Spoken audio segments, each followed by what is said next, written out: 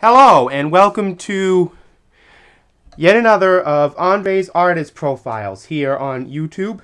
And today, I am profiling Mr. Donny Hathaway. Now, tragically, Donny Hathaway suffered from schizophrenia and committed suicide by throwing himself out of, I believe it was a second-story window in 1979. But this is not about Donny Hathaway's tragic ending. This is about his life. Now, this man was one of those people who was a session writer and musician for years and played on a lot of really obscure sessions. Like my father had this synthesizer album by a group called the Zeet Band, which Donny Hathaway apparently contributed to. But what happened was, in 1970, he signed to Atlantic and recorded this first solo album. And it's actually the last Donny Hathaway album I ended up getting. And it's called Everything is Everything. Now this album, the title song is a tremendous musical revelation. This is an absolutely wonderful album. Right, there's a CD right there. Actually, it was originally on Adco. You can see that label on the CD. There's the original back cover, replicated for CD.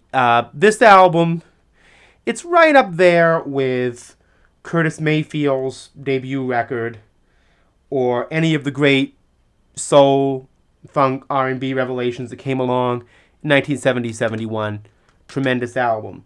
And 1 year later, he followed that up with a self-titled album called Donny Hathaway.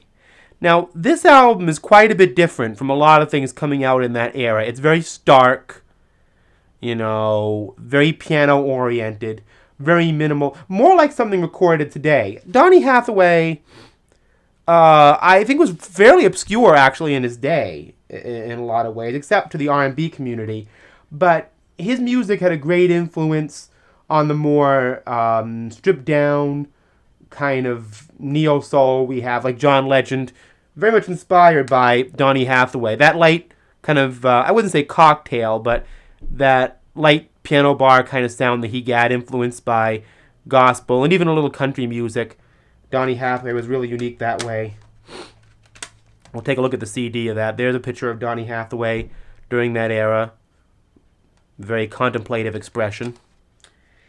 This is actually my favorite personal Donny Hathaway album and his last solo release. Now, between that 1971 one and this, he recorded his first duet album with Roberta Flack, which I don't have. Sorry, guys and girls and everybody else. I just, I've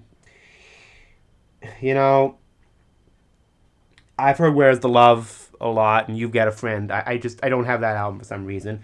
Extensions of a Man is absolutely brilliant. I mean, it just covers all of the bases of its time. It was released in 1973.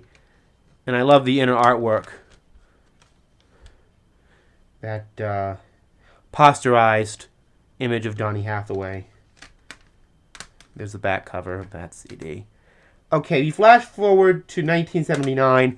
This is the last album Donny Hathaway ever made. It's the second one with Roberta Flack, and it's actually one of my favorites. Little note on the back. It's not much of a CD art, but this album contains a number of songs written for them by Stevie Wonder, including a great, almost 8-minute song called Don't Make Me Wait Too Long, which is one of my favorites.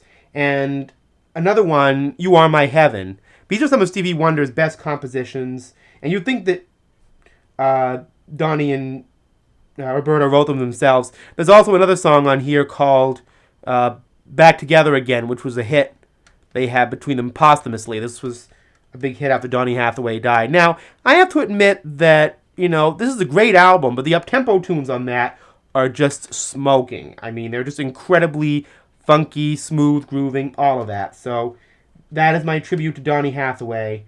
I wonder what he'd have to say if he was here with all the people who were inspired by him, if he'd be flattered or intimidated. But anyway, happy posthumous birthday to Donny Hathaway, and a tribute to all his admirers out there. Peace, love, and enjoy your music.